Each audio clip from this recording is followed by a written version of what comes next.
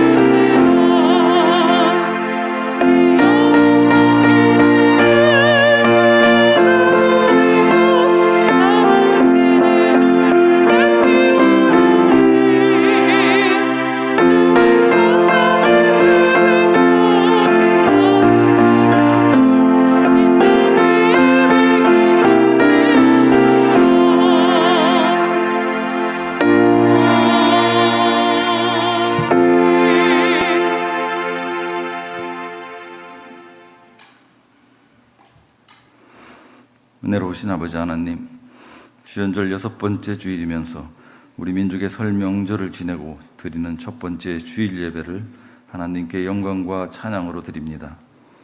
저희의 육신은 교회 안과 처소에 흩어 있을지라도 심령으로는 하나 되어 예배드리는 바로 이 시간 영적인 공간에 우리 하나님으로 임재하여 주시고 영광받아 주시옵소서. 이제 코로나 바이러스가 창궐한 지 1년이 넘어가는 시점에서 이 재난을 통해 주께서 우리에게 무엇을 말씀하시는지 어렴풋이 알 수 있게 되었습니다.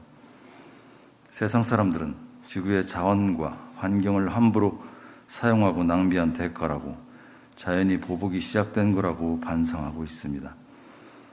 주님의 몸된 교회 안에 속한 우리 하늘나라 백성들은 이제 진짜 교회와 가짜 교회, 진실된 목자와 거짓 사건 목사, 참된 예배와 외식주의 예배를 분별할 수 있게 되었습니다. 개인의 믿음과 신앙생활도 알곡과 가라지가 따로 있고 나 자신이 뿌리 깊은 나무와 같은 신앙이었는지 아니면 길가에 돌가에 그리고 가시떨기 위에 떨어져 먹히고 타버리고 뿌리조차 내리지 못한 헛된 믿음이었는지를 알게 되었습니다. 교회가 짠맛을 잃어버리고 밖에 버려져 세상 사람들에게 밟히는 부끄러운 시대이지만 여전히 전국 곳곳에 지역마다 마을마다 산간 오지에서 제자리를 지키는 대부분의 신실하고 연약한 교회와 성도들은 주님 나라 안에서 여전히 건재하고 있음을 믿습니다. 무엇보다도 어려운 난국이 장기화하면서 헐벗고 굶주리는 고아와 과부와 나그네와 같은 이웃들이 우리 주위에 많아지고 있음을 깨닫고 그들에게 위로와 구원을 전하고 행하는 한국교회가 되게 하여 주시옵소서. 다윗이 여호와여 내 마음이 교만하지 아니하고 내 눈이 오만하지 아니하며 내가 큰 일과 감당하지 못할 큰 일을 하려고 힘쓰지 아니하나이다 라고 노래한 것처럼 거창하고 남에게 과시하려는 그동안의 전도와 선교 방식을 버리고 이제는 삶의 현장에서 어려운 이웃과 고난을 함께하는 본질적인 자세로 바뀌어야 한다는 공감대가 모아지고 있습니다. 다행히 한국교회 대부분의 교파에서도 이 같은 깨달음에 동참하여 새로운 길을 찾아가고 있사오니 주님 인도하여 주시옵소서. 한국교회가 새롭게 태어나고 포스트 코로나 시대에 세수를 담는 새 부대로 거듭나게 될 줄을 믿습니다. 우리가 사망의 음침한 골짜기를 다닐지라도 주의 지팡이와 막대기가 우리를 안위하고 우리를 비난하는 원수의 목전에서도 우리의 잔이 넘치게 될 줄 믿사오니 주님 새로운 시대에 우리를 사용하여 주시옵소서. 우리 북문교회가 새로운 시대, 새로운 본이 되기를 원하며 오늘도 말씀을 전하는 주의 종에게 권능을 주시며 곁에서 돕는 목회자들과 당회원들에게도 지혜를 주시옵소서. 날마다 북문교회에 속한 남녀노소 모두의 일상과 범사와 하루하루에 복주고 복주시기를 참으로 기뻐하시는 주님께 감사드리며 우리 예수님의 이름으로 기도하였습니다. 아멘.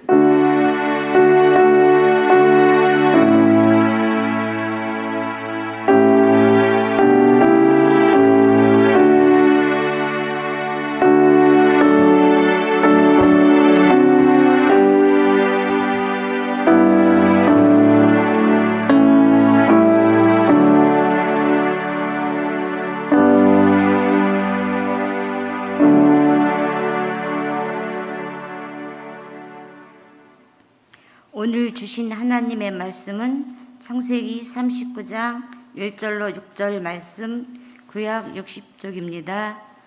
봉독해 올리겠습니다. 요셉이 이끌려 애굽에 내려가매 바로의 신하 진의 대장 애굽 사람 보디발이 그를 그리로 데려가 이스마엘 사람의 손에서 요셉을 사니라. 여호와께서 요셉과 함께 하심으로 그가 형통한 자가 되어 그의 주인 애굽 사람과 집에 있으니 그의 주인인 여호와께서 그와 함께 하심을 보며 또 여호와께서 그의 범사에 형통하게 하심을 보았더라.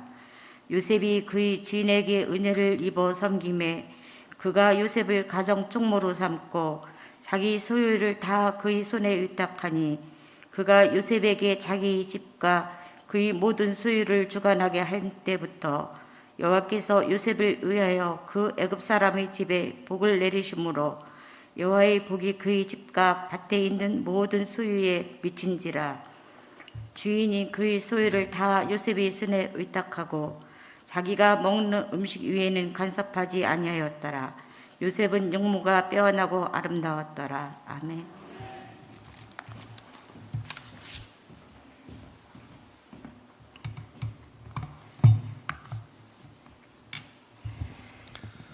우리 시간 다 함께 사도신경으로 우리의 신앙을 고백하겠습니다. 나는 전능하신 아버지 하나님, 천지의 창조주를 믿습니다. 나는 그의 유일하신 아들, 우리 주 예수 그리스도를 믿습니다. 그는 성령으로 잉태되어 동정녀 마리아에게서 나시고 본디오 빌라도에게 고난을 받아 십자가에 못 박혀 죽으시고 장사된 지 사흘 만에 죽은 자 가운데서 다시 살아나셨으며 하늘에 오르시어 전능하신 아버지 하나님 우편에 앉아 계시다가 거기로부터 살아있는 자와 죽은 자를 심판하러 오십니다. 나는 성령을 믿으며 거룩한 공교회와 성도의 교제와 죄를 용서받는 것과 몸의 부활과 영생을 믿습니다. 아멘. 이 시간 주시는 말씀을 생각하면서 함께 찬양드리겠습니다.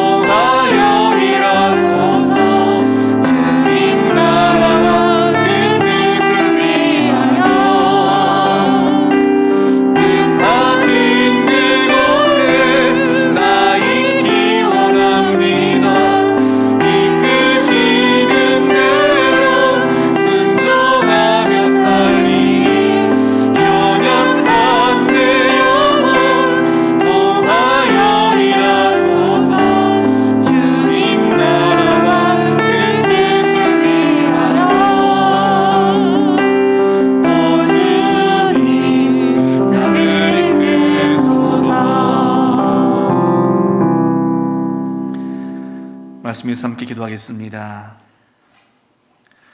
사랑의 하나님, 오늘 시간에도 우리의 마음을 열어주시고 주님께서 주시는 말씀을 통해서 주님의 그 세밀한 사랑의 음성을 우리 모두가 듣게 해주시고 우리의 모든 믿음의 자리에서 주님께서 굳게 붙잡아 주시고 일으켜 주셔서 주님 기뻐하신 믿음의 자리로 나아갈 수 있는 우리 모두가 되게 하여 주옵소서. 이 모든 것을 우리 주님께 감사드리며 예수 그리스도의 이름으로 기도 올리옵나이다. 아멘.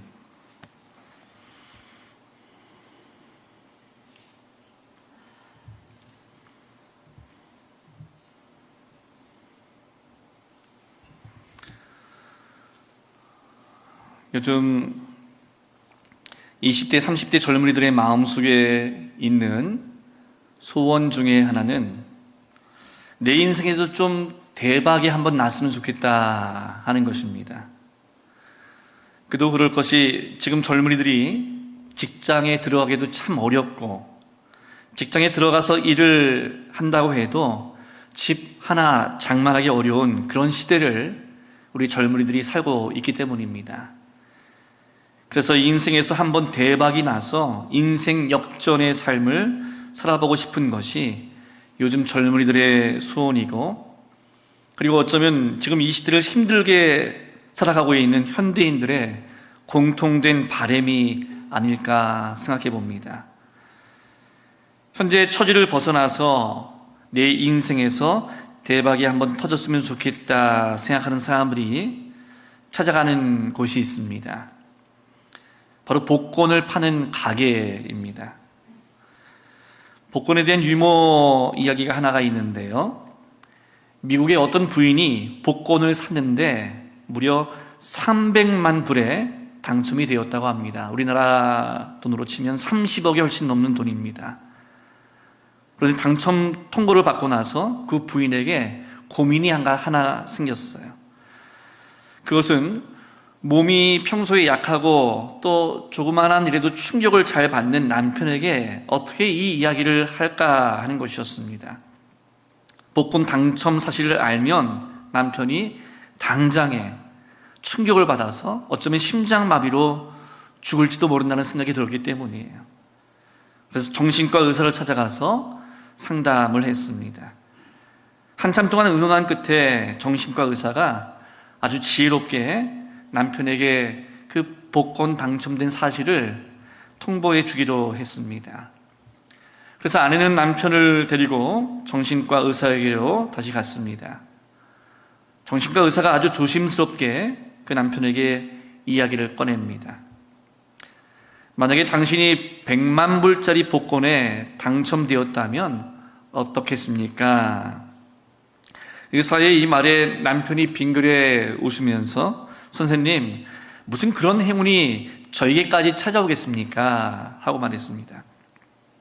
그래서 의사가 그래도 만약에 당신에게 그런 행운이 찾아온다면 어떻게 하시겠습니까? 하고 또 물었습니다. 남편이 그제서야 담담하게 이야기합니다. 글쎄요, 만약 100만 불에 당첨된다면 제 소원이 세계 여행 한번 해보는 것인데, 세계 여행 한번 하고 남으면 우리 집 새로 사고 또 제 아내 자동차도 새로 사주고 싶습니다 하고 남편이 말하자 의사는 그렇습니까? 그런데 만약 100만 불이 아니라 300만 불이 당첨이 되었다면 어떻게 하시겠습니까? 그랬더니 남편이 그냥 씩 웃으면서 그럼 선생님에게 절반을 드리죠 라고 의사를 향해서 말하자 그 말에 정신과 의사가 너무 놀라서 심장마비로 쓰러지고 말았습니다. 사람들이 복권을 사는 심리적인 동기는 한마디로 인생 역전을 꿈꾸기 때문입니다.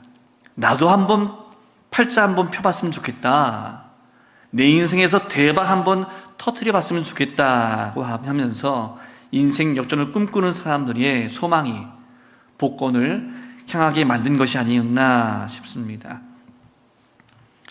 우리나라에서는 자세한 통계가 나와 있지는 않지만 외국에서는 복권에 당첨된 사람들이 어떤 인생을 살았는지에 대한 통계가 나와 있는데, 한마디로 말하면 당첨되고 나서 마지막 죽는 순간까지 안정적인 행복을 누린 사람은 한 사람도 없다는 결론입니다. 오늘 말씀 창세기 39장의 말씀은 요셉이 인생 역전에 성공하는 모습을 보여주고 있습니다. 그러나 우리 시대의 사람들처럼 복권이라는 요행수를 통해서 요셉이 인생 역전에 성공한 것은 결코 아닙니다. 전혀 다른 방법으로 요셉은 인생 역전에 성공할 수 있었습니다. 아마도 성공이란 단어처럼 이 땅을 살고 있는 사람들의 마음을 설레게 하는 그런 단어도 없을 것입니다. 근데 여러분이 아무리 성경을 찾아봐도 성경에서 성공이란 단어는 찾아볼 수 없어요. 그렇다면 오늘 말씀에 어떤 단어가 성공의 의미를 가지고 있을까요? 그것은 바로 형통이란 단어입니다. 오늘 2절 말씀에 보시면 여호와께서 요셉과 함께 하심으로 그가 형통한 자가 되어 그의 주인 애굽 사람의 집에 있으니, 여기서 형통한 자가 되었다는 것은 곧 성공한 사람이 되었다는 말입니다. 특별히 창세기 37장을 보면 17살의 소년 요셉이 꿈을 꾸자마자 그의 인생의 고난이 시작됩니다. 요셉이 꾸었던 그 꿈 때문에 그가 형들로부터 시기와 질투와 미움을 당하고 마침내 자기 형들에 의해서 애굽의 종으로 팔려가는 비참한 인생을 살게 됩니다. 그런데 창세기 39장에 오자마자 성경은 갑자기 요셉의 인생을 성공한 사람으로 그렇게 소개하고 있습니다. 오늘 3절 말씀에 보시면 그의 주인이 여호와께서 그와 함께 하심을 보며 또 여호와께서 그의 범사에 형통하게 하심을 보았더라. 여기서 여호와께서 그의 범사에 형통하게 하셨다는 이 문구를 성공이란 단어로 바꿔서 읽으면 여호와께서 그의 범사에 성공하게 하셨다는 말입니다. 여러분, 어떻게 요셉에게 이런 역전의 드라마가 가능할 수 있었을까요? 도대체 어느 날 갑자기 찾아온 그 성공의 비결은 무엇일까요? 오늘 말씀에 보면 적어도 성경은 두 가지 원인에 집중하고 있습니다. 이 두 가지가 요셉을 어느 날 성공한 자로 만들었다는 것입니다. 이 두 가지의 비밀이 무엇일까요? 가만히 읽어보면 여러분 어떤 단어가 오늘 말씀에 많이 나옵니까? 요셉의 형통함을 설명하면서 동시에 어떤 말이 그 원인이 됨을 보여주고 있습니까? 그것은 여호와께서 요셉과 함께 하심으로 라는 말입니다. 요셉의 성공을 설명하는 가장 중요한 말은 하나님이 함께 하셨다는 말이에요. 이것은 오늘 말씀에만 나오는 말이 아닙니다. 우리가 창세기에서 요셉의 생애를 계속 살펴보면 하나님이 함께 하셨다는 이 말이 계속 나옵니다. 오늘 말씀은 보디발의 집에 있었던 요셉의 모습을 보여주고 있지만 39장 마지막 부분에서는 억울하게 감옥에 갇힌 요셉의 모습을 기록하고 있습니다. 그런데 그 감옥에서도 하나님께서 요셉과 함께 하셨다고 하는 것입니다. 그리고 요셉의 성공을 설명하는 또 하나의 말은 바로 은혜라는 단어입니다. 오늘 말씀 4절 말씀해 보시면 요셉이 그의 주인에게 은혜를 입어 섬김에 그가 요셉을 가정 총무로 삼고 자기의 소유를 다 그의 손에 위탁하니라고 말씀합니다. 여기서 말하는 은혜는 사람에게 은혜를 입었다는 말이에요. 그래서 요셉의 성공의 비밀을 설명하고 있는 말씀에 의하면 두 가지를 집중적으로 조명하고 있습니다. 첫 번째는 하나님이 함께 하셨다는 것과 또 두 번째는 사람의 은혜가 있었다는 것입니다. 그런데 이러한 과정에서 요셉이 무엇을 능동적으로 해서 성공하게 되었다는 것이 아닙니다. 하나님이 함께 해주셨고 또 사람들의 은혜를 입었다는 것이죠. 이것은 곧 하나님이 우리와 함께 하지 않으시면, 그리고 우리 주변의 사람들이 은혜를 베풀지 않으면 성공할 수 없음을 의미합니다. 그렇다면 이 말이 우리 편에서는 아무것도 할 일이 없다는 그런 뜻일까요? 하나님이 함께 하시고 내 주변의 사람들이 은혜를 베풀면 나는 아무것도 안 해도 성공할 수 있다는 그런 말입니까? 성경이 우리에게 분명히 전하고 있는 것은 하나님의 주권과 하나님의 은혜를 절대로 무시할 수 없지만 그 역할에 대한 인간의 책임 있는 응답 또한 무시할 수 없다는 것입니다. 하나님이 우리와 함께 하시지만 그 하나님과 함께 하려는 우리의 노력도 너무나 중요하다는 것이죠. 주님이 함께 주신 것은 하나님의 주권적인 은혜이지만 그럼에도 불구하고 그 하나님과 함께 하려는 그 사모함이, 그 마음과 노력함이 우리에게 있어야 한다는 것입니다. 또 하나님과 함께하는 삶을 살고자 하는 구체적인 그런 노력들이 필요하다는 것이죠. 저는 요셉이 그런 노력을 했다고 생각합니다. 그래서 형통이란 하나님의 기회와 인간의 준비가 만나는 자리에 있는 것이 바로 형통입니다. 인간에게 찾아오는 불행을 우리가 예측할 수 없어요. 언제 우리에게 불행이 찾아올지 우리는 아무것도 모릅니다. 그렇지만 기회는 준비된 자에게 찾아옵니다. 준비하고 있는 자를 위해 기회는 기다리고 있는 것입니다. 그래서 한순간 한순간 어떻게 준비하고 있느냐가 우리의 미래를 결정한다고 볼 수 있어요. 시련 중에도 요셉의 모습에서 발견할 수 있는 것은 그의 소박한 자세였습니다. 소박한 자세란 한 번에 한 가지 목표에 집중하는 모습을 말합니다. 많은 목표를 한꺼번에 이루려고 하는 그런 모습이 아니에요. 그래서 소박한 자세를 가진 사람이 자기 앞에 주어진 환경을 잘 받아들이고 잘 적응해 나갑니다. 그렇기 때문에 소박한 사람은 자신이 할 수 없는 일을 탓하지 않고 자신이 할 수 있는 일을 찾아서 하는 사람이에요. 요셉은 보디발의 집에 들어가는 날부터 그 환경에 순응하면서 자신이 할 수 있는 일에 최선을 다합니다. 그 소박한 모습이 바로 축복이 되었고 형통한 모습이 되었습니다.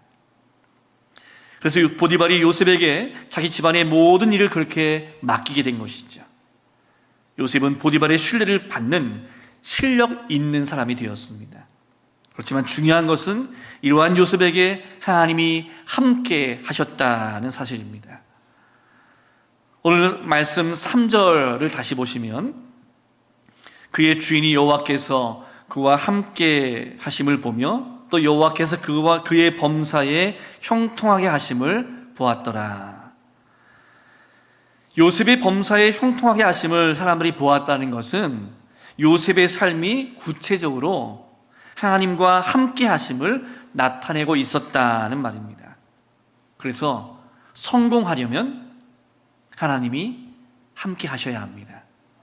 그렇지만 우리 편에서도 하나님과 함께 하려는 삶의 구체적인 노력과 책임이 필요하다는 사실입니다.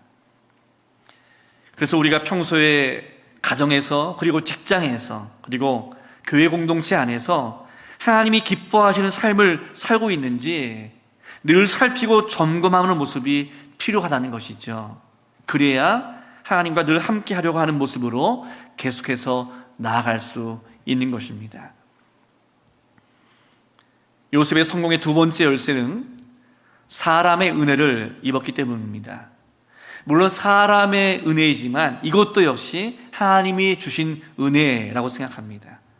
하나님이 은혜를 주셔야 사람들의 신임도 얻을 수 있기 때문입니다. 오늘 말씀 4절 말씀을 다시 보시면 요셉이 그의 주인에게 은혜를 입어 섬김에 그가 요셉을 가정 총무로 삼고 자기의 소유를 다 그의 손에 위탁하니 라고 했는데 여기서도 은혜라는 이 단어를 바꾸어 표현하면 요셉이 자기 주인에게 은혜를 입었다고 하는 것은 곧 신임을 얻었다는 말입니다. 요셉이 노예이지만 종이지만 주인의 사랑을 받고 그 신임을 얻기까지 요셉 편에서는 노력이 없었을까요? 그게 없었다면 어떻게 주인이 요셉에게 가정 총무의 그 지위를 다 줄 수 있었을까요? 보디발은 그 당시 애굽 바로 왕의 시위 대장이었습니다. 지금으로 말하자면 대통령 경호실장과 같은 모습이에요. 그래서 보디발은 사람을 보는 눈을 가지고 있는 사람이에요.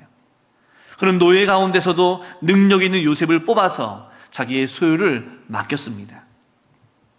주인이 종 요셉에게 가지고 있는 모든 소유를 맡겼다는 것, 그렇게 주인에게 전폭적인 신임을 얻을 수 있었던 이유는 요셉이 맡겨진 일에 아주 성실했을 것이고 그 일을 하면 아주 잘했을 것이라고 생각합니다.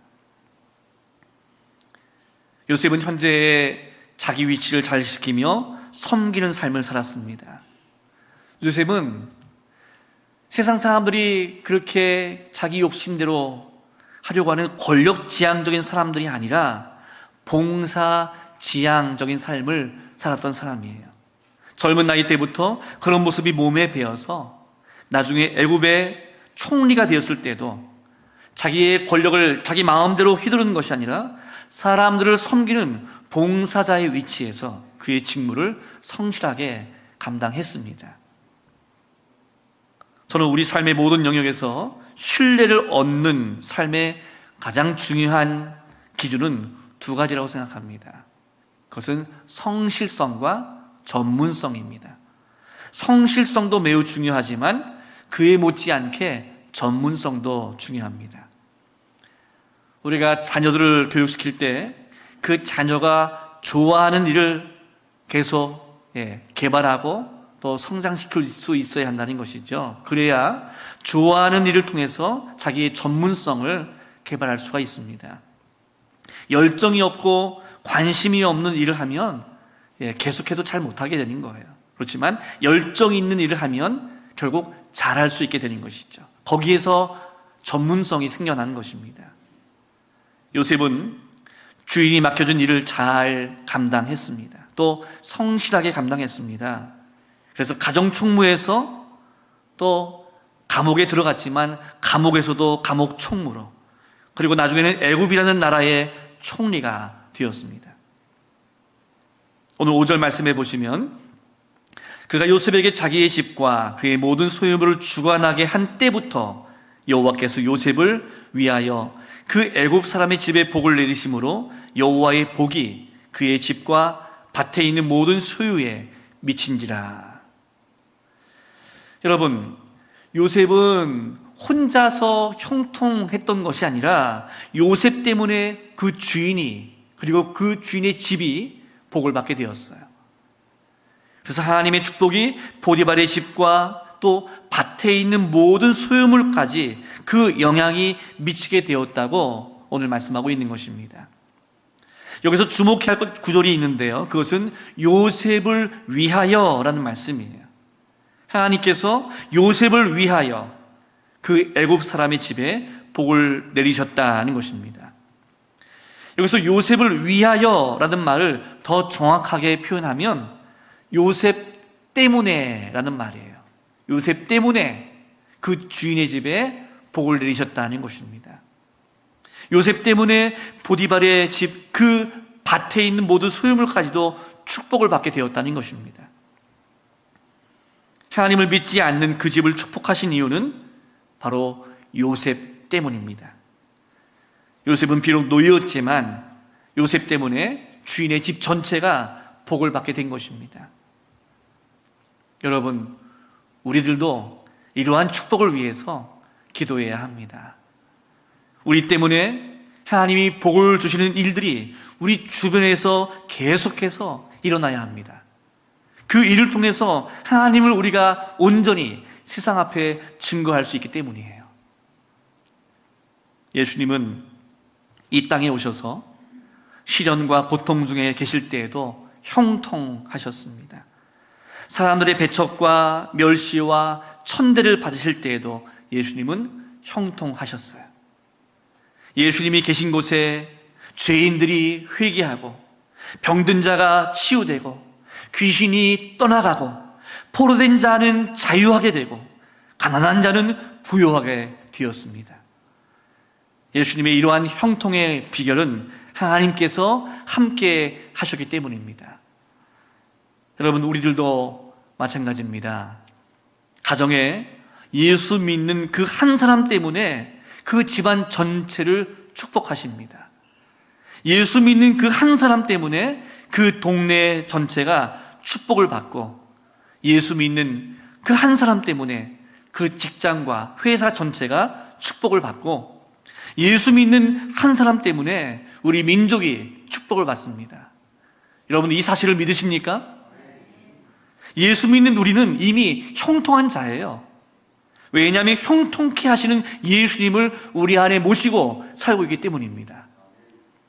그래서 예수 믿는 여러분 때문에 여러분의 가정이 축복을 받고, 예수 믿는 여러분 때문에 여러분의 직장과 사업이 축복을 받고, 예수 믿는 우리들 때문에 이 나라 이 민족이 하나님의 축복을 받는 줄로 믿습니다. 이것이 바로 우리를 향하신 하나님의 기대이고 하나님의 선하신 뜻입니다.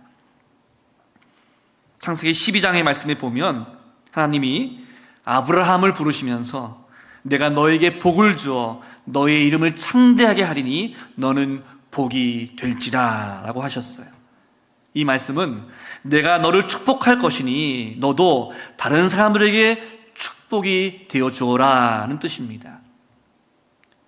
내가 너를 축복할 때 그 축복은 너 혼자 잘 먹고 너 혼자 잘 살기 위한 그런 축복이 아니라 네가 다른 사람들에게 축복이 되어줘야 하는 바로 그 축복이다 라고 하는 말씀이 바로 하나님께서 아브라함에게 주신 축복의 분명한 내용입니다. 아브라함의 영적 후손들인 우리 모든 믿음의 사람들에게 주님이 기대하시는 축복의 모습은 나만 잘 먹고 잘 사는 복이 아니라 우리가 받은 그 복을 다른 사람들과 함께 나누게 하시는 축복입니다. 예수 그리스도를 닮아가는 우리 그리스도인들은 다른 사람들을 행복하게 해줌으로 우리 자신이 행복한 사람들이에요. 올 한 해 하나님께서 여러분과 함께 하심으로 인해서 여러분에게, 그리고 여러분의 가정과 직장과 사업의 터전 위에 놀라운 축복이 있게 되시기를 소망합니다. 그래서 어떤 상황에서도 역전하는 인생이 되시길 바랍니다. 그리고 하나님의 축복을 받고 이 축복을 여러분의 주위 사람들에게 나누어주는 주님의 귀한 축복의 통로가 다 되시기를 주님의 이름으로 축원합니다. 함께 기도하시겠습니다. 하나님 아버지, 오늘 주신 말씀을 통해서 우리를 향하신 하나님의 선하신 뜻을 보여주심을 감사드립니다. 우리를 택하셔서 예수 그리스도를 믿고 하나님의 자녀가 되게 하시고 우리의 인생 속에서 늘 함께 하시는 은혜로 우리를 축복해 주신 것을 감사드립니다. 오늘 말씀 속에 요셉과 같이 내가 어디에 있든지 무엇을 하든지 주님의 영광을 위해서 믿음과 열정을 다해 모든 것을 감당하게 하시고 주님이 베풀어 주시는 은혜 속에 놀라운 축복을 경험하게 하옵소서. 그리고 그 받은 축복을 이웃들과 함께 나누는 사랑의 나눔이 있게 하옵소서. 그리고 우리의 모든 삶을 통해서 예수 그리스도의 복음의 빛을 세상 속에 비추며 살아가는 복된 인생이 되게 하옵소서. 이 모든 것을 주님께 감사드리며 우리 구주 예수 그리스도의 이름으로 기도드리옵나이다. 아멘. 오늘 주신 말씀을 생각하면서 우리 찬송가 393장 함께 찬양드리면서 준비하신 예물을 주님께 드리겠습니다.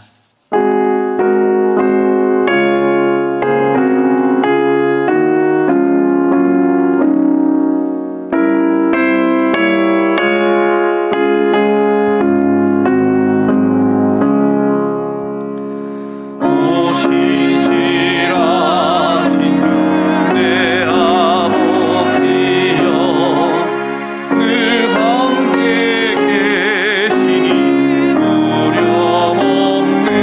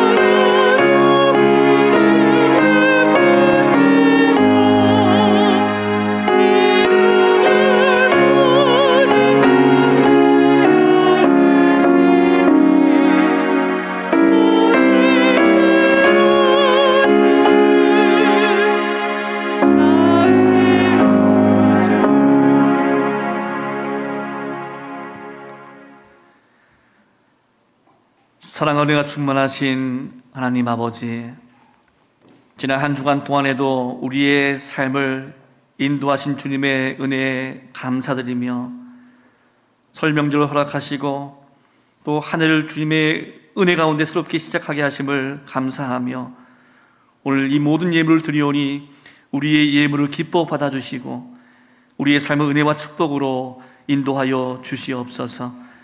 오늘도 삶의 어려움 속에서도 우리 주님께 정성을 다해 드린 이 모든 예물 위에 주님께서 축복하시고 성도들의 모든 연약한 삶이 회복되고 치유되게 하시고 살아계신 주님의 풍성한 사랑과 은혜를 경험하는 복된 삶으로 인도하여 주옵소서.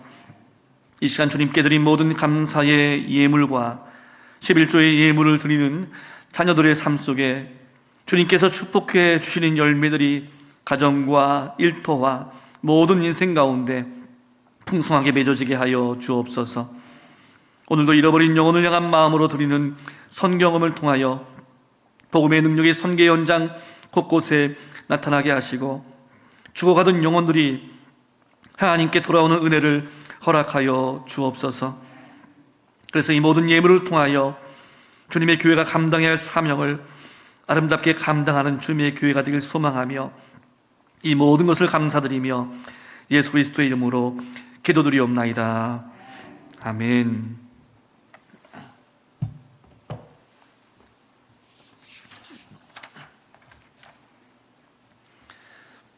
네, 교회 소식을 알려드리겠습니다. 주보 참고하시길 바라겠습니다.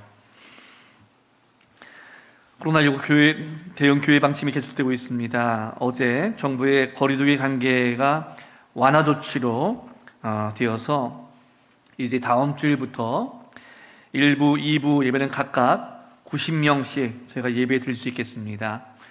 그래도 2부 예배가 또 1부 예배보다는 아직 많이 참석하기 때문에 2부 예배 오시는 분들 중에서도 가급적이 1부 예배, 9시 예배 드릴 수 있는 분이 계시면 또 9시 예배 드려주시면 좋겠습니다.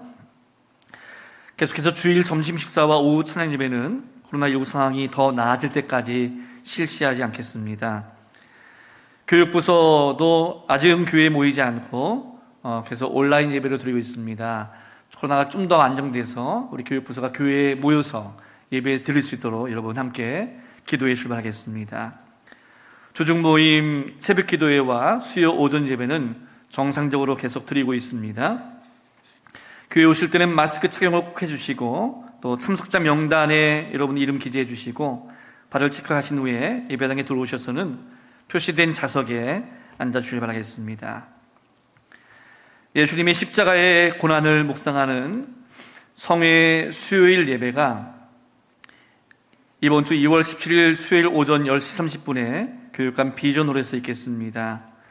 성회 수요일 예배와 함께 이제 사순절이 시작이 됩니다. 우리의 죄를 신장 공동체 안에서 하나님 앞에 고백하며 주님의 인도하심을 함께 또 따라가는 시간이 되시길 바라겠습니다. 다음 세대를 위한 예배가 다음 주일 드려지게 됩니다. 다음 주일 1부, 2부 다음 세대를 위한 예배를 드릴 때 특별히 우리 자녀들과 교회 학교 각 부서를 위해서 여러분 함께 기도해 주시길 바라겠습니다.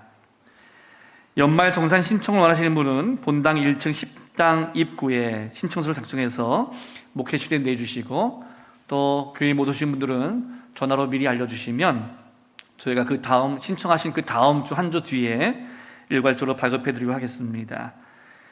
2021년 꽃꽂이 헌금 신청자 모집하고 있습니다. 사랑으로 섬기고자 하시는 분들은 1층 로비 신청서에 여러분 이름을 적어주시길 바라겠습니다. 이제 다 함께 자리에서 일어나셔서 우리 북문 공동체 고백 함께 고백하시고 또 함께 찬양 드리겠습니다. 함께 우리 고백하겠습니다. 우리는 하나님의 백성으로 부름받아 보냄받은 그리스도의 제자입니다. 하나님을 기쁘게 찬양하는 예배자가 됩시다. 이웃을 구원하는 복음의 증인이 됩시다. 그리스도의 사랑을 실천하는 봉사자가 됩시다. 한 몸 된 교제를 나누는 건강한 지체가 됩시다. 그리하여 우리 모두 성령 충만한 북문 공동체가 됩시다. 아멘. 우리 주신 말씀을 마음에 품고 힘차게 찬양 드리겠습니다.